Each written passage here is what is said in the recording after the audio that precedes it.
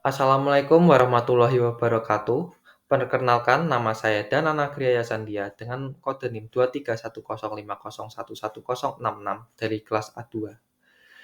Kali ini saya akan menjelaskan tugas kimia medisinal terkait dengan hubungan struktur, sifat kimia fisika dengan proses absorpsi, distribusi, dan ekskresi obat.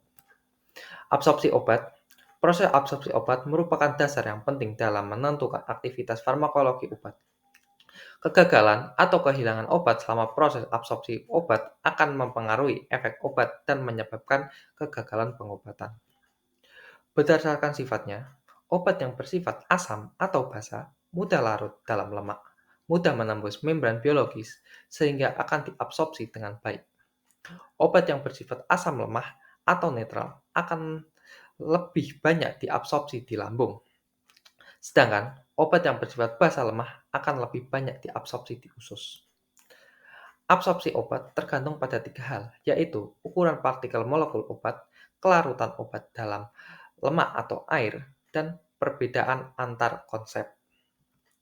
Contoh obatnya yang bersifat asam lemah terdiri dari aminopilin, asetanilit, kafein, dan quinin. Sedangkan obat yang bersifat asam lemah terdiri dari asam salisilat, asetosal atau aspirin, dan asam benzoat. Selanjutnya, distribusi obat. Pada umumnya, distribusi obat terjadi dengan cara menembus membran biologi melalui proses difusi. Mekanisme difusi dipengaruhi oleh struktur kimia, sifat kimia, fisika obat, dan sifat membran biologis.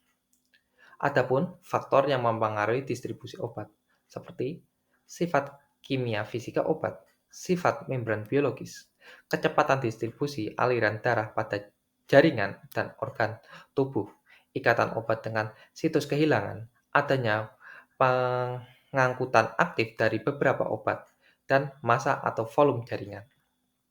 Proses difusi obat. Umumnya, distribusi obat menembus membran biologi melalui proses difusi, yaitu difusi pasif yang terdiri dari difusi pasif dengan cara melarut dalam lemak penyusun membran, difusi pasif melalui pori, dan difusi pasif dengan fasilitas. Kemudian difusi aktif yang terdiri dari transport aktif dan pinositosis. Interaksi obat dengan biopolimer. Interaksi obat dengan biopolimer berupa protein, lemak, asam nukleat, dan mukopolisakarida, enzim biotransformasi, dan reseptor dapat memengaruhi awal kerja, masa kerja, dan berapa efek biologis obat. Kemudian, interaksi obat dengan polimer terbagi menjadi interaksi yang tidak khas, yang diawali dengan obat protein, obat menuju jaringan, obat menuju asam nukleat, obat menuju jaringan lemak, dan interaksi khas yang terdiri dari obat menuju enzim biotransformasi dan obat menuju reseptor. Ekskresi obat. Sebagian besar obat diekskresi keluar tubuh melalui paru, ginjal, empedu, atau hati, dan sebagian kecil dengan kadar yang rendah diekskresikan melalui air liur dan air susu.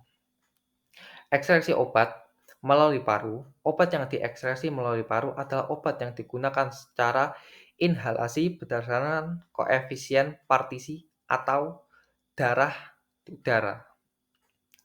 Ekstraksi obat melalui ginjal. Obat melibatkan 3 proses, yaitu penyaringan glomerulus, absorpsi kembali secara pasif pada tubulus ginjal, dan sekresi aktif pada tubulus ginjal. Kemudian, ekskresi obat melalui empedu.